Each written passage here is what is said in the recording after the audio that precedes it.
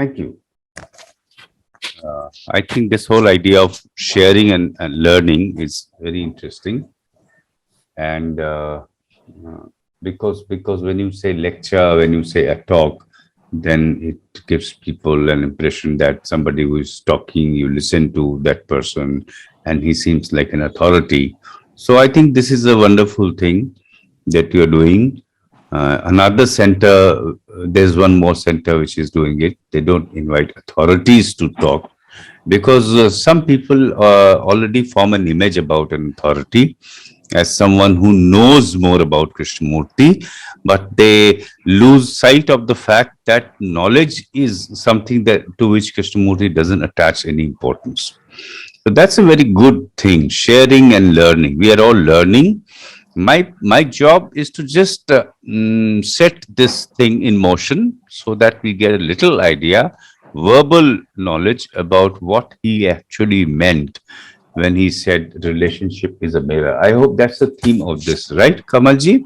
Right, Chaitanya, right. Yeah, yesterday I was listening to, I am fond of listening to ghazals and classical music. I'm listening to Sujat Khan, a wonderful maestro. And there was a lovely couplet that he was singing. He said, चाहे सोने के frame में जड़ दो, आईना झूठ बोलता ही नहीं. Even if you, put a golden frame around it, the mirror never lies. That was a very beautiful couplet. It is written by a famous poet whose name is Krishna Bihari Noor. So I just thought I will share it today because we were discussing mirror of relationship. Uh, Actually, what Krishnaji is saying, basically, as far as I have understood what he has said, is that self-knowledge is of paramount importance. Without self-knowledge, there is no basis for our thoughts and therefore actions. We don't know what we are thinking. We don't know where thoughts are coming from. And as a result, it creates a lot of chaos in the mind, a lot of clutter, and we are not able to examine it. Therefore, he says, perhaps like Socrates, that examination of life is very crucial. Socrates even went to the extent of saying that an unexamined life is not worth living. Krishnaji is basically saying the same thing, which has been not the same thing, something similar, which has been described in the traditional religions as Atma Bodh, Atma Sakshatkar, Atma Gyan. But there, when they use the word Atma, for them, self is something to be attained, to be it's a goal to be reached. When Krishnaji uses the word self, he is not talking about self in those positive terms. For him, it is something to be discarded, to be understood, to be gone beyond. Understood in the sense that he has described this particular self as a bundle of memories, something which is thought. Bohm says that what we call self is made up of thoughts. And thought, Krishnaji has described at great length about thought being always something from the past, something which is always old, and so on. I think we all know about it. So, uh, first thing that we need to understand is for him, self knowledge is extremely important because without it, things just go haywire and we don't know why they are going haywire. So, a little knowledge of ourselves, which includes knowledge of how thought functions, knowledge of our feelings, emotions, where they arise from, what is their role in our life, if at all, how much of it is needed, how much of it becomes excessive, when thought stops and anxieties begin, when thought stops and unnecessary imaginations begin, worries start. So that's all. I mean, all this has to be looked at if you want to understand the nature of thought. So I just wanted to basically go into the emphasis that Krishnaji puts on self-knowledge and why he does it. Secondly, as far as I have understood him, he says self-knowledge is possible only in the mirror of relationships. It's not something which you can acquire from books or from some guru or even through a dialogue, maybe a little through a dialogue. So you don't need to go to a guru and burn the midnight oil, go on reading books and books, books after books, or fall at the feet of a so-called master. Basically, what you need to do is you need to examine your relationships, right? So he says relationships, he means all kinds of relationships that we have. I read that email which Yash had written. I think he said something that to the effect that can we actually do what we are discussing? Can we actually do what we are discussing in these sessions? Am I right? He said something to like that. Kamalji, didn't he say that? So I think that's what Yash was saying.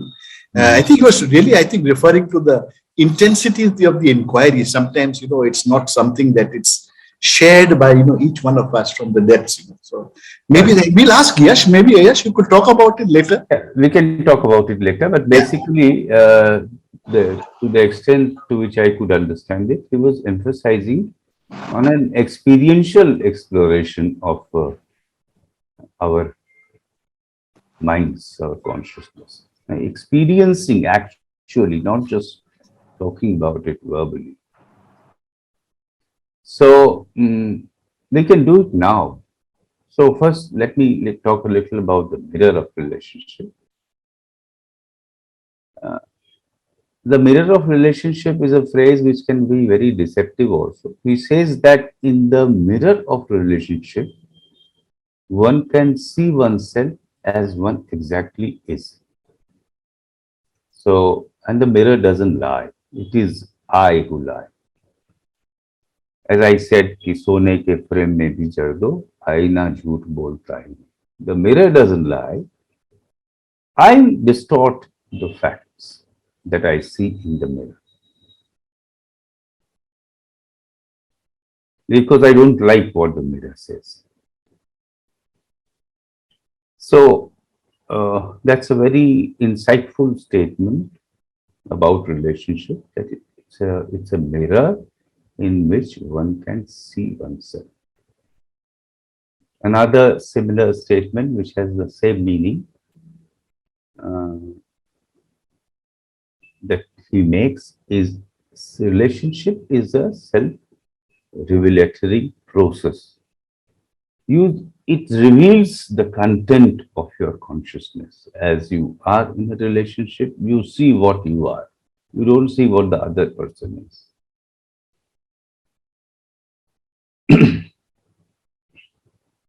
So most relationship gurus who write columns in magazines and so on, you find them everywhere, counseling people, marriage counselors, relationship counselors, and so on. They start with the assumption that the purpose of a relationship between two human beings, especially between two human beings, is happiness, is pleasure. I feel that Krishnaji is saying that the purpose of a relationship is to know oneself. It's not pleasure. I may discover something which is very painful, right? I may discover something which is very unpleasant about myself. I may discover in my relationship that I've been possessive. I've been terribly attached to something, some people, some positions, some places. And when that is snatched away from me, I have a lot of pain. Now, what do I do? Do I run away from that pain? That pain shows me what I am. That pain shows me the extent to which I'm attached to that person, place, or thing or idea that the place represents. So basically, that relationship reveals that I have a lot of pain because I had a lot of. If I look at pain deeply, I see it's a result of the degree of attachment I had with that place. It may also reveal that I was terribly attached because I wanted to fill my own. Uh, I wanted to fulfill myself through that place, through that person. I felt incomplete without it. And when the place leaves me or I leave the place, all I am left with is pain. Now, this is what mirror of relationship means, in my opinion. Now, it also depends on whether I really want to see myself. As I said in the beginning, the mirror is already there. Right now, there is a mirror. Somebody is talking. Some of us are listening. Now, in this mirror, we can see our reactions. Somebody may be thinking that what I'm saying is just nonsensical, absurd. Somebody may be wanting to say something, add something to this. So, all that is the result of observing oneself in the mirror. What is going on in your own mind, in your minds when you listen to this talk, when you attend a dialogue, is a result of what you see in this mirror. So this mirror is not a fixed thing, changes. Right now, there's a mirror. When you go out, end the meeting, talk to your wife, children, friends, again there will be a mirror. So the mirror is there in every relationship. It may change. It's there from moment to moment. Uh, Often people complain that Krishnaji doesn't answer the how question. If you ask him, how do I see myself in the mirror? So we are only not talking about my relationship with the outside world, with other people, with other things, with other ideologies. He is also talking about a relationship that I have with myself. What do I do with my emotions? What do I do with my feelings, my thoughts? There's a mirror there also between me and myself. In that mirror, I see my reactions, my deep rooted urges, demands, habits. So that's another kind of mirror. So Krishnaji, as I said, people complain that he doesn't answer the how question because he just says, do it. He depends. He talks about the immediacy of the experience and do it now and see what happens.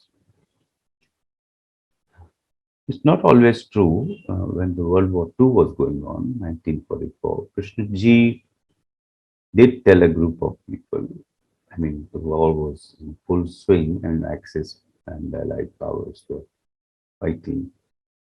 And somebody did ask him, how does one understand oneself? And he said, if possible, take a diary or a journal and on a daily basis, write down what you thought. Write down your thoughts in that journal. And slowly, it may assist you in the path to self understanding. And I'm sure he didn't say this casually because after about a fortnight at the same place, he asked the audience the same question. He said, did you follow the suggestions that I had given you? Did you follow my advice about writing down your thoughts in a journal on a daily basis? So he does give some hints in some places. He does tell us how to do that, how to actually observe. And that's a beginning. One can observe one's own reaction, like when you say, I'm stupid, instead of fighting with you or instead of arguing with you as to why you said that, can I look at my own reactions when you call me stupid or when you call me arrogant or something which is not consistent with the image that I have about myself? Can I do that? It's a big challenge because it's generally I immediately get caught up in a blame game. You say I'm stupid, I don't look at the possibility that there could be some truth in what you're saying. I start arguing with you, I start hating you, I start getting angry with you. Instead of looking at why I don't like, why I feel hurt when you call me stupid. When I start examining my own reaction to your outburst, to your statement that I'm stupid, then relationship becomes a mirror. If I blame you, if I say I argue with you, then it is no longer a mirror. Then it becomes just another game. So it's a very challenging thing. It's easier said than done. That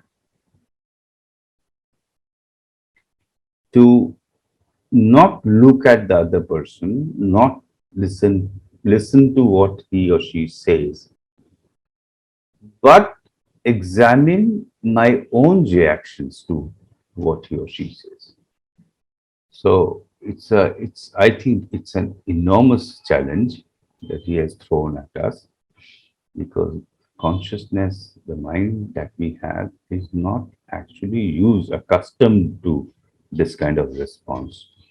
It reacts immediately, instantaneously. The moment you call me stupid, I react. I don't pause and I don't say, okay, I will examine, and I don't examine my reaction to what you say. So, therefore, our relationships have lots of friction, lots of conflicts, and there is hardly ever an examination of myself in that.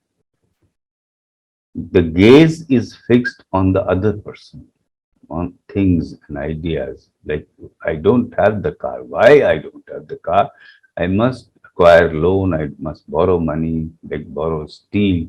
But I never look at my own strong craving for that car. Actually, that my desire to possess that thing reveals my desires. I look at the car and I examine and analyze the reason why I don't have the car and how I can procure it. You see, that's the problem because the mind, we have not been asked to talk about to look at ourselves. They say like me, antarmukhi. There's a word in Sanskrit like you watch yourself, the thought turning back inward. We have not been taught in the schools, colleges, basically in the school, primary school, by the teacher. Always blame the other person, examine why she or he doesn't behave the way you want her or him to behave. Uh, if I have a desire for something, as I said, I gave the example of a car, why I don't have it and why somebody else has it. We think that's the pattern, that's the trajectory that thought follows. and doesn't look at itself.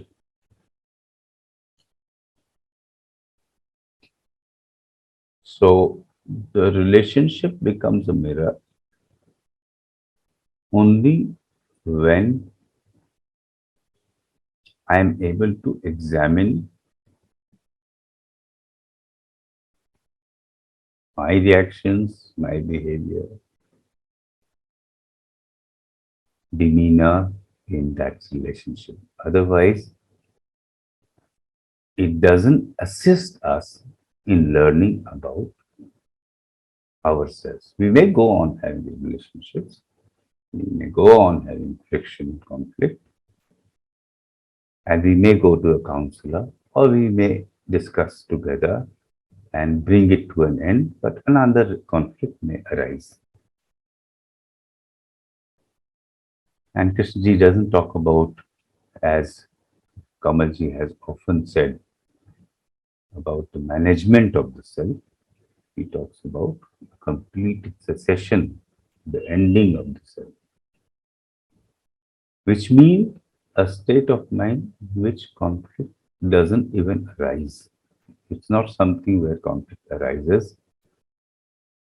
and one then starts looking for people, methods, techniques to bring that conflict to an end. He's talking about the possibility that conflict doesn't even arise in a relationship. So I think I have made things at least verbally clear as to what does Krishnaji mean.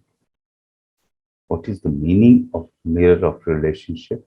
That it is a process of self-revelation.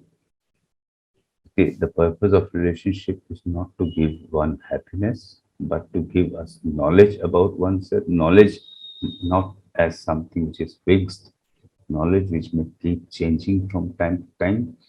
You may come to a conclusion about yourself that you have successfully ended your anger, but you never know when it comes back again. You may never know that even if you have ended your anger,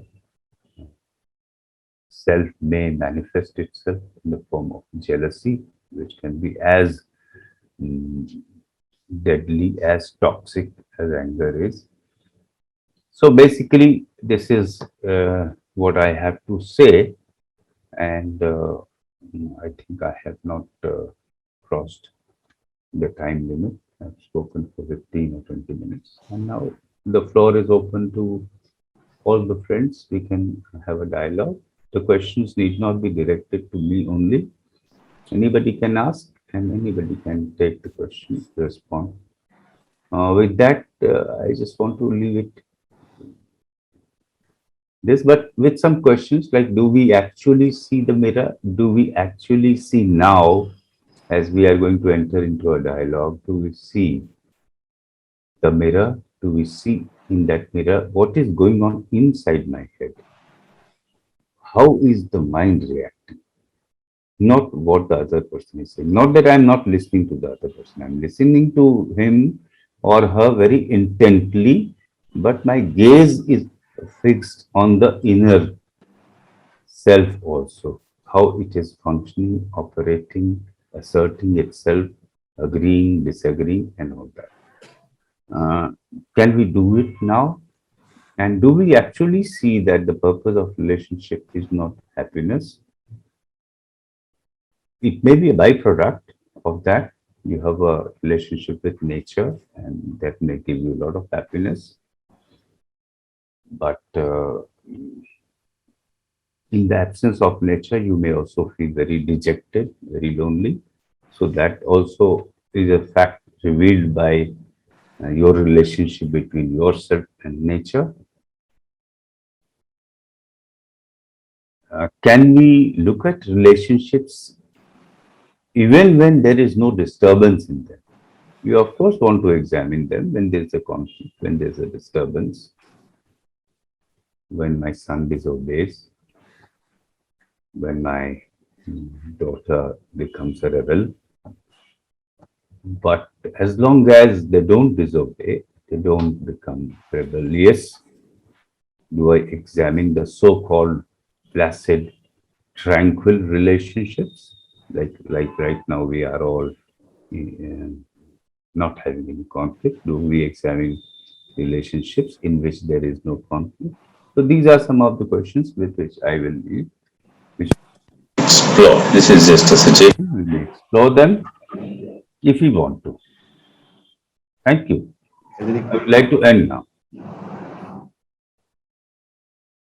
Kamalji, Yeah, yeah, now the floor is open for all. absolutely, absolutely. Can I say something, Yash, before I pass it on to you and others? You know, just a couple of days back, I was, sharing with somebody a very interesting thing. I just thought I'd narrate it because I think it brings out, the subject thing, quite well, actually. There was a story in a Bengali serial which I was watching, where the adults have gone out of the house and the three children are left at home, and they're all very young, they're very small, actually. One of them is very intelligent. And just at that time, a thief, a burglar, takes the opportunity to try and see whether he can get something from that house. So then there is the story goes that the children somehow in their own innovative ways manage to trap the burglar and then, tie him up, actually. And then the very interesting conversation happens between the burglar and the three children. So they ask him very innocently, why is it that you steal? And he said, why do you steal? And then he says, that he narrates the story of his livelihood and how he lost his livelihood, lockdown, etc. And then he says he has a small daughter, about 5 years old, and he was desperate to get something for her. And he didn't really know what else to do, but he wanted to get something for her. And these three children actually are now absolutely, very emotional. So they understand that there is a human life behind this. There is a background to this. And even, while they are thinking all these things, the adults land up. And as the adults land up, the reaction is very, very typical. They all land up, to beat up the burglar, all of them. The men, the women, so they're all involved in beating up the burglar. And then they ring up the police and the children are protesting, that why are you doing this? Listen to us, listen to us. And then somehow or the other, the police comes and then they take the burglar away, who's actually very emotional by that time also. He's crying because he thought that he was, striking a bond with the children. Now, and then it so happens that one of the elders later on reflects on his response, her response, their response. It says that, how peculiar that no matter what, the response is always violent. There is nothing to look at any other way of handling a relationship with a particular situation. And so next morning, one of the elders in the morning brings a real surprise for the children. He brings the burglar back. She brings the burglar back. And they're delighted. And they said, how did you manage to do this? And they are very happy because they had already discovered that there was a human issue involved in this. So it's not just a question of somebody being a burglar, but there was a human issue involved.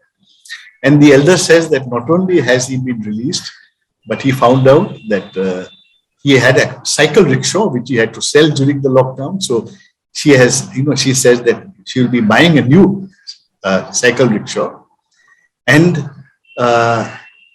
then, that's how basically that particular episode ends, where the adults say that there is so much to learn from the children. So the reason I'm mentioning this is, Yash, I don't know if this is very relevant, but the reason is that somehow in this particular case, I think, the adults did reflect on their, I think their responses to a particular situation, all of them actually. And in fact, what they saw was obviously something that didn't give them a great deal of comfort. They saw, how it was violent, how it was, totally a matter of conditioning, that you immediately react violently. That somebody says he's a thief. Well, that's the only thing that the person is a thief.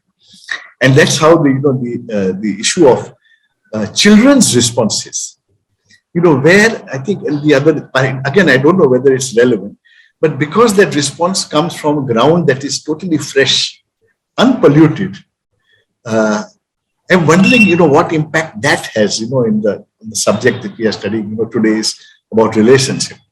How much of that problem is because of the amount of accumulation that affects the way that we look at, anything in a relationship. I just thought I'd mention it again. I'm not so sure it's very relevant, but I found it extremely useful when I was thinking about it yesterday.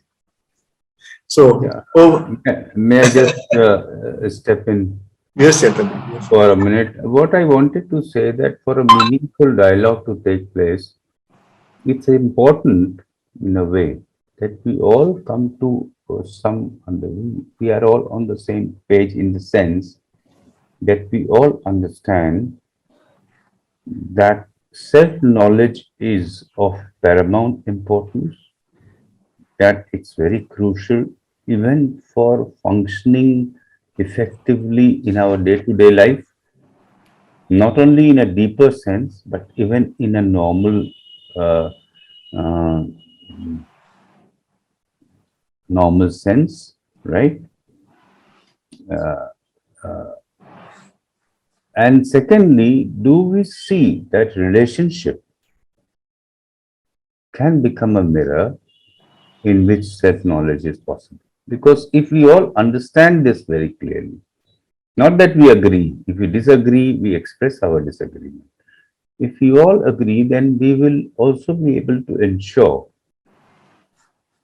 that we remain focused on this for the next an hour or so, and just stick to this and understand, because relationship gives a lot of pleasure, and it is also a source of unspeakable mm, agony. Pain, it gives a lot of pain too.